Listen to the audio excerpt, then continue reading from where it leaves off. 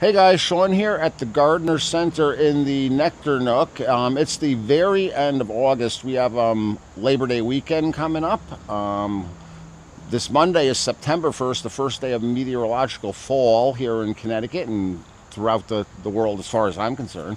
I want to take a few minutes today to talk about tomatoes. And I mean, I know you guys are getting the kids back to school and summer vacations are over, but I don't want you guys to give up on your tomatoes. I want to just talk a few minutes about tomatoes and what they may look like at this point in the growing season here in Connecticut, and what you may expect from them as we go on through the month of September. So guys, here in Connecticut, we have a relatively short growing season for tomatoes, and oftentimes it's really just like a race to get your tomatoes planted and get as many as you can before they succumb to the many problems that they're prone to. We'll see a few of those as we walk down the line here. We have a couple of different cherry tomatoes here that are still cranking along. You guys, if you're growing cherry tomatoes at home, you may all be cherry tomatoed out at this point in time because they are super productive things.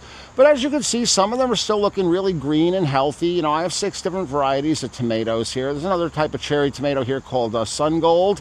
Sun Gold's starting to look a little worn out from the summer over here, but she's still cranking along too. And then guys, what I really wanted to talk about were these larger heirloom beefsteak type tomatoes down here. These guys are turning into a hot mess pretty quick down here. These are all heirloom varieties, and they have a tendency to be susceptible to a lot of diseases.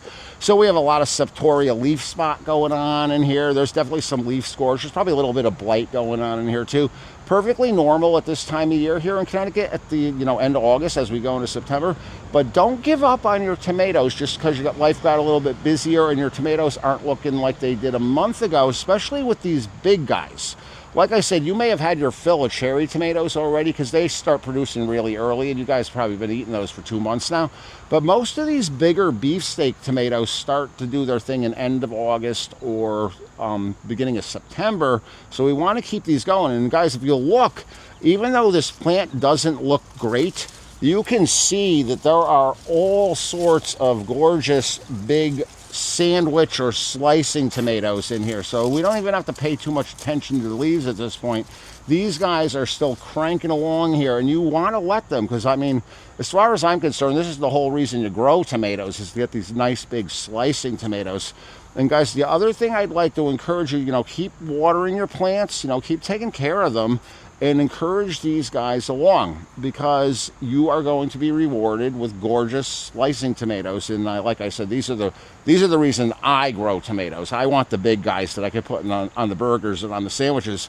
And guys, something else I'd like to share with you. So here in the Nectar Nook, we don't have any kind of physical barriers or fences or anything. So we don't have any ability to keep animals out of here. So if you have problems with your animals getting into your tomatoes, so you're leaving your tomatoes on the plant to ripen, right? So they're starting to do their thing, but everybody wants vine ripened tomatoes. What's been happening to us out here is other things have been getting to our tomatoes before we get to them. So what I'd like to encourage you to do in the tomato world, there's a thing called first blush. And first blush is exactly what we're seeing right here, where the tomato is starting to turn colors, but it's still hard and certainly not ready to eat yet. Once that first blush happens, the chemical process of ripening has begun, and nothing's going to stop that at this point. So what I'd encourage you guys to do if you have animal problems is go in when you have that first blush, when you have a good coloration going, but the tomato's still hard and mostly green, and pick the tomato. Like I said, that ripening process has begun.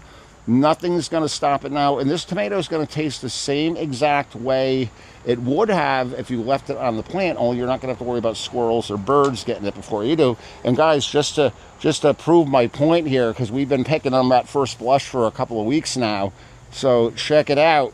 These guys we picked looking just like this one about a week ago, and we just had them inside the store sitting on the counter, and no bird damage, no squirrel damage. These are going on our burgers.